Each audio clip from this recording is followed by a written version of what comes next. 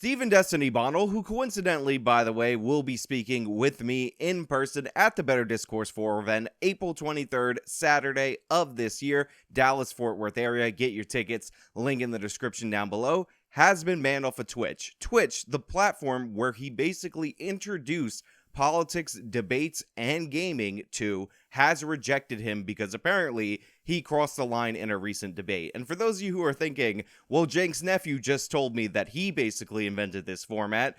No, that is not true. Jank's nephew is trying to take credit for other people's work because Jank's nephew is in fact a communist and he's very insecure about his success coming from the fact that he is in fact Jank's nephew.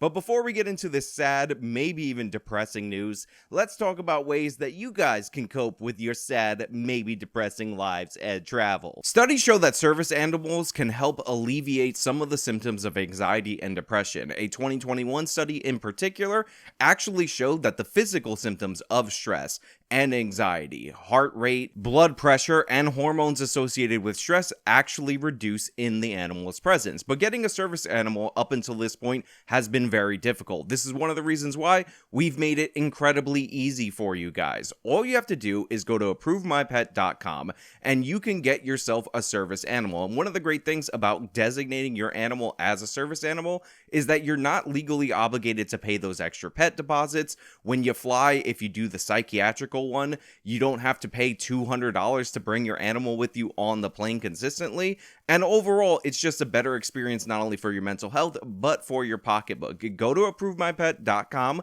check it out for yourself, and enjoy a less stressful existence. So after I shot, edited, and of course uploaded my video on the recent return of bannings leading up to the midterms, of course, one of the bigger bannings was actually dropped, and that is Stephen Destiny Bonnell being removed from Twitch. By the way, if you want to watch me talk about Sydney Watson getting booted from Patreon, Savannah Hernandez being nuked as her profile was rising, Charlie Kirk getting deleted off of Twitter, the Babylon Bee being suspended for a joke, all of that will be in the video in the iCard or in the description of this video. And actually, I'm glad this is separated out because Destiny's story is a little bit different because Destiny is being banned even though he is clearly and distinctly on the left. And the reason given, allegedly, theoretically, hypothetically, metaphorically even, I don't even know, according to the people in my Twitter replies why Stephen was likely banned, what was the hate speech in question, appears to be his position that he's taken on trans women, which are biological men who transitions themselves into females, competing with biological women in women's sports. Great example of this is the most recent example of this, which is Leah Thomas, who is a middle-of-the-rung swimmer for Penn State or the University of Penn. I already forgot. I think it's UPenn because I believe Leah participated in the Ivy League, so I'm going to go with UPenn. If I'm wrong, fact check me in the comments. I will be sure to delete it and ban you for daring to fact check me.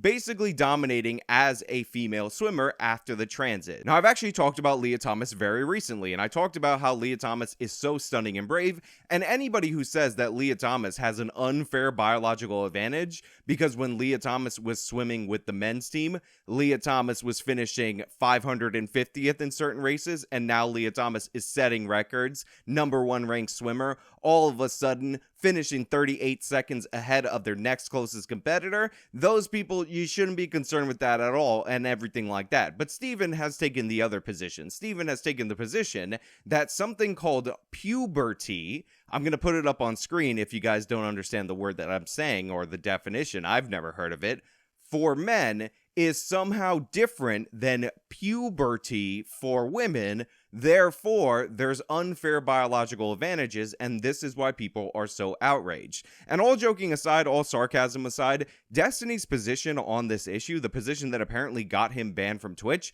is my literal exact same position that I stated in the Mac Beggs video that I made way back when. Mac Beggs, for those of you who don't know, is somebody that was a female that transitions to a male, and because Texas restricts competition to exclusively you being able to compete with your biological sex, and it exempts the performance-enhancing drug standards when it's a medical procedure, Mac Beggs all hopped up on testosterone, went 32-0, crushing the female wrestlers, which led me me to believe that the proper position to take on the TRANZZEZZ issues, especially with the whole medical issues and discriminating based on medical conditions and federal law and all that, is that female sports should be for biological females, as they are in fact designed to be, and all other sports, aka men's sports, should be open to anybody, because that's the purpose of men's sports. And if you want to take it one step further, if you want to have something for the transes because they will not be able to compete with the men, then you create a separate third league, but you do not subordinate the desires, dreams, scholarships, and opportunities, the set-asides for women,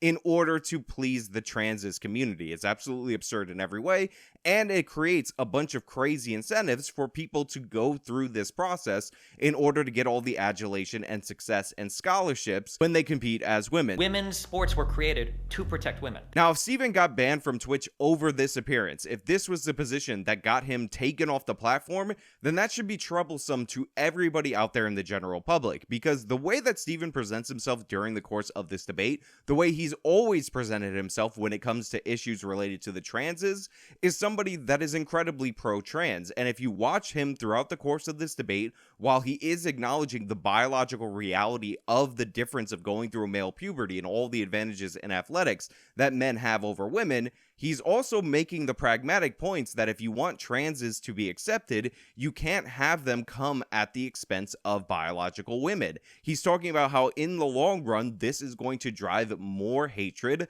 more isolation, and more condemnation of the transes overall. So all of this is done from the perspective of Steven wanting to help the transes. The only people who should be angry at him, the only reason that you should be banning somebody like Steven off a platform because of this, is if you take this weird gender abolition position, which is what Steven was confronted with during the course of this panel. And by the way, the craziest things that were presented in this panel, the most outrageous positions that were stated, didn't come from Destiny. He was on point. Again, he basically arrived at my position almost word for word, so obviously I'm going to agree with his performance in the debate, and even if I didn't agree with his performance in the debate, I don't think he should be banned. But what he was confronted with can only be described as pure, unfiltered, untapped stupidity, like this example of comparing the differences between men and women to the differences between income levels and how we should have different sports divisions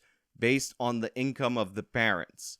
What they said was that income is still a deterministic factor for people's performance, supposing that that's correct, right? So why wouldn't we take that into consideration comparable to sex? If there's because deterministic factors, income is so much more malleable, right? There are poor kids in the NBA. There are no women competitive in the NBA. And here you go. All right, I grew up poor, and now I'm fat because of it. And I was fat throughout the entirety of my teenage years, all right? So my body has been conditioned to be a little fatso my whole life, all right? Why isn't that a divide between, like income? Why wouldn't that make me, subject because to there was the possibility in your life that even though you were poor, you could have not been fat. There's no possibility. No, that, I was poor, and my mom took me to McDonald's all the time because we were poor and we had no time, and she worked. I don't know. I think your mom dropped you on the floor a couple times in your head too. I don't know what else. No. There's a bunch. I don't know what else to say. Go to a doctor, get a fucking X-ray, figure out what's loose. Now, when I first heard this point, I started laughing. No lie, out loud, because it was that hilarious. And the first reason I started laughing is because the person sounded like they were making the point that better athletes or more successful athletes or professional athletes have higher incomes, which is obvious because when you're really good at professional sports, you make a lot of money. But the point that they were actually trying to make, which is just as laughable, is that your economic status actually determines your chances of becoming a professional athlete. That's what's said repeatedly, and that is the steelman argument for their position. And to be fair, there are certain sports that have a barrier of entry in order to learn where this might be the case, specifically Olympic sports. However, and I do mean how and then ever, this is not true for the major sports in the United States. This is not true for major sports nationwide, and it's just kind of absurd on its face when you take any example. How many people in the NBA are young black men in inner cities that are playing professional sports as compared to rich white kids? How many people in the NFL come from the same background? I'm a big baseball fan. You know what you see in the baseball teams across this country in the good old US of A?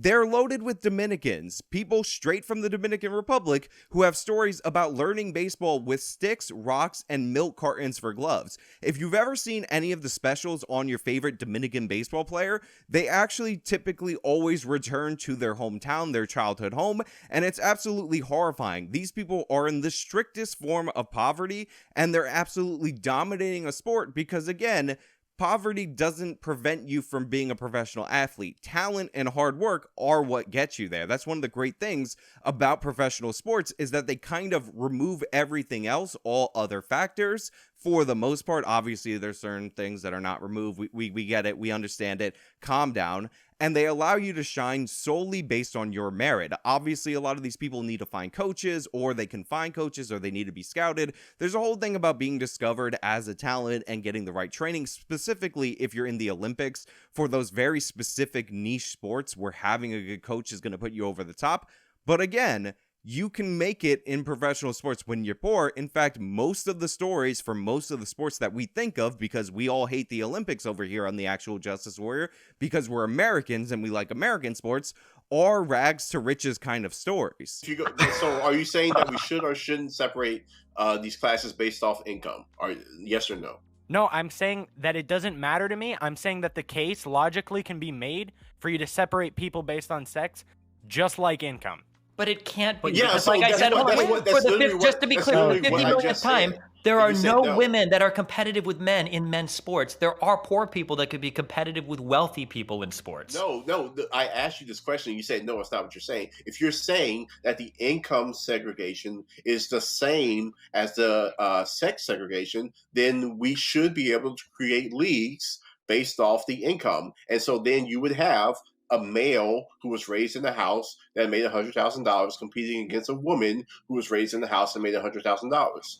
So you think that would be fair? I'm saying that a woman and a man who are born in similar circumstances probably have relativistic, or I should say a woman born in like a wealthier position than a man has a higher relativistic chance to being competitive in a sport, or equitable chance to someone who was born in poverty. Okay, no, okay, but we're not talking. Wait. We're not talking about being competitive in a sport within themselves, because you're saying this woman has a better chance to be competitive in the sport against other women. I'm not saying either which way. I'm saying that they're both deterministic. You are saying nothing. Competitive. You are saying nothing. No, I am saying that they're equitable.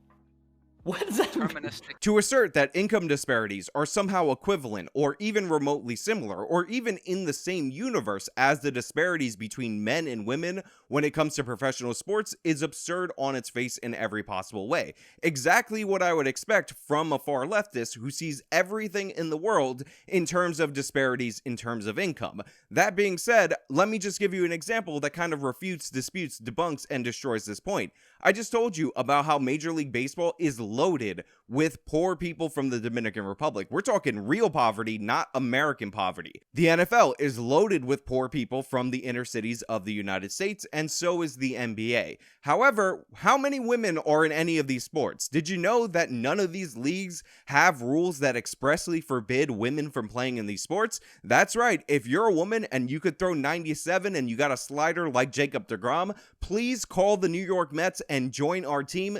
I will take anybody of any talent level, any gender, it doesn't matter. Get on board my team. But that doesn't happen because there are no women that can do that. There are no women who can compete at the professional level in the United States of America in our major sports. It's just not true. And I'm talking about in the men's sports. Serena Williams, the greatest female tennis player of all time. By the way, broke background, father worked really hard. There's actually a fantastic movie about how dedicated he was to making both of his daughters tennis stars. Actually played a very low ranked comparatively male tennis player, and she got absolutely smoked because she wanted to see if there was really that big of a difference. The greatest female tennis player of all time, Serena Williams, lost to a guy who would never crack the top 100 in terms of his men's rank. And that's not a knock on Serena Williams. A lot of people pretend like it is. A lot of people pretend like it's an insult to call her the greatest female tennis player of all time. But the thing is, Serena is not only better than all the other women, she's significantly better than all the other women, thus making her test of her skills against the men all the more exemplary of the gap between men and women in terms of the sport of tennis, which you can extrapolate to other sports overall. I'm muted. I actually talked with Flotrace about this the other day. So, with sports, especially with women's sports versus men's sports, the original reason that this division actually happened was because men's sports were so better funded and men were so much more established in the sporting world that having them compete against women that were just now starting and entering the field back in the 1800s would just be ridiculous, right? It would never be even. So I think that a lot of the division that we had based on sex for all this time, definitely there's warrant to it, but it was based on like kind of like an imbalance there. So I would say that if we are going to separate sports based on sex, we should also consider separating sports based on income. I mean, if you look at income, that's another big predictor of how good you are going to be at sports. And that's likely because you don't have as much time to actually practice. That can mean a lot of things, right? Like you can't really just go into sports if you don't have disposable income. You just can't. So if we are going to put like brackets on sex, I think that we should consider putting brackets on income. We should consider putting brackets on other predictors. But au contraire, it turns out I'm totally wrong about that. The real issue between men and women in terms of sports is economic disparity. Did you know in the 1800s, when they divided up men and women's sports, the reason they did so is because the funding just wasn't there for women's sports. If only we threw more money at the problem of women's sports, the Women's World Cup team would not lose to 14-year-olds in a scrimmage game after winning the Women's World Cup. So when we're talking about like trans women in sports, I think this is just pushing a conversation about sports that we all need to start to have in general, and it's not trans specific, about why are we separating sports based on sex when we should probably separate based on other things. I just came in, I'm sorry if I missed, but that's my opening and like kind of response. That's pretty good, thank you. I would like to comment that is the dumbest fucking thing I've ever heard in my entire life. Statements in the debate are so asinine, and the idea that Destiny, of all people, was deemed to have said something so off that Twitch can't handle it is absurd in every way. Again, if you think in the 1800s people were thinking about the income disparity between men and women and all the money put into the different programs, and that's the reason why they separated the programs, you're a crazy person. You're not connected to reality. The reason in the 1800s they separated men and women is because for human history, we understood the value of separating men and women. We understood that these were two distinct categories with different skill sets, and in terms of athletics, men tend to have better skill sets, period. End of sentence. Do you understand? So comparing it to prior years' racial segregation makes no sense. The difference between a man and a woman of the same race is dramatically more different than any two individuals of different races as long as they are the same sex. Honestly, I definitely recommend you check out this debate, and I'm also going to recommend that you support Destiny because he's going after the more fringe elements of the left. He is a liberal, make no mistake about it, and I'm sure some of you have reasons out there for why you don't like him. Most of them are out of context clips, but some of them are in context clips of him acting poorly. The guy's been online for hours every single day for years, so definitely check him out. Obviously, I don't endorse everything that he does, but the idea that he's going to get nuked off of Twitch when he's making fun of the far left on Twitch, the idea that he's not far left enough for that platform is absurd in every possible way. And again, you have a bunch of people that can't even back him up that were basically inspired by him to start their own channel. Like, they would not exist if not for him. I'm not one of those channels. I'm not even somebody who consistently watches this guy's programming, yet I don't want him yeeted off the platform for no particular reason. Especially when the face of Twitch is a no-talent hack egomaniac that is the product of nepotism, that is selling communism to 14-year-old kids while doing interviews talking about how he's a me guy and he basically invented the internet in order to do his Twitch programming. Also, these panels have way too many people on them. I'm not saying anything. I'm just saying, I feel like there are certain people in this 2-hour and 20-minute conversation that I watched all the way through that basically spoke for 30 seconds. That's what it feels like anyway, and when they did speak, a million people are jumping all over them. Try having much fewer people on your panels like they do at Better Discourse, where it's 4 people max. By the way, tickets linked in the description. Come see me, come see Destiny, come see a bunch of people that are being banned lately, and hopefully I'm not one of them that gets banned lately. But hey, those are just my thoughts. Let me know your thoughts down in the comments below. If you liked the video, you can show me by leaving a like. You can subscribe for more content. You can follow me on all my social medias. They will be linked in the description. You can support me via the support links. Till next time.